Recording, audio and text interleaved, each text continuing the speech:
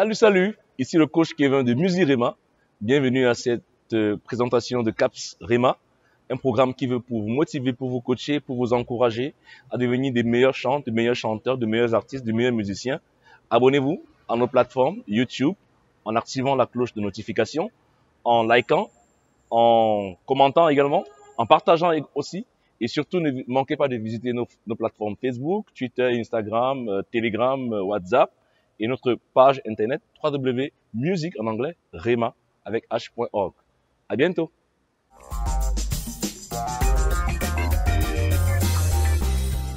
Hello chers amis, bonjour. Bienvenue à cette nouvelle capsule. Aujourd'hui, nous allons voir un sujet aussi important qui dérange beaucoup de personnes et qui n'aide pas beaucoup de personnes aussi à se situer dans le choral. C'est la différence qu'il y a entre un conducteur et un soliste. La plupart des gens voudraient conduire et pensent que conduire, c'est juste prendre le micro, se démarquer de la chorale, se démarquer du chœur ou du mass choir, pour être plus technique, et prendre un couplet ou bien sa voix chantée par rapport aux autres. Et bien là, ce n'est pas justement ça un conducteur, encore moins un soliste. C'est bien plus que ça. C'est tout de suite.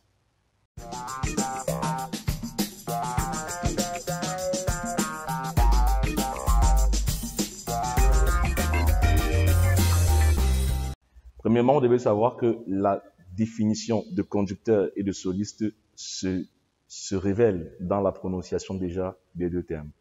Dans le mot conducteur, vous avez conduire, et dans le mot soliste, vous avez seul. Donc, premièrement, un soliste, que ce soit dans une chorale ou bien dans un groupe, c'est quelqu'un qui est apte à prendre un solo, ou bien c'est quelqu'un qui est apte à prendre un couplet, ou à faire un phrasé musical à un moment donné du chant. Cette personne peut être forcément soit soprano, soit alto, soit ténor, soit basse. En fonction de ce que le maestro ou en fonction de ce que le directeur technique de la chorale voudrait écouter ou bien voudrait entendre. Et par rapport bien sûr aussi à la structure technique de tout le chant et des harmonies. Alors à ce niveau, ça ne demande pas d'avoir une certaine expérience dans le sens de la maîtrise totale de la musique. Ça demande simplement d'être juste, ça demande d'être apte, ça demande d'être calé sur certaines bases musicales.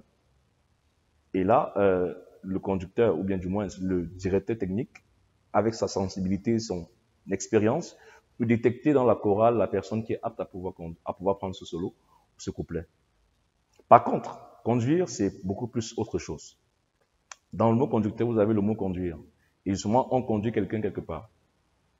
Conduire ici, c'est bien plus que prendre un solo, c'est beaucoup plus un exercice qui vise à prendre un peuple, si vous êtes dans une église, ou à prendre une foule, si vous êtes dans un concert, et de les amener quelque part où vous êtes déjà allé.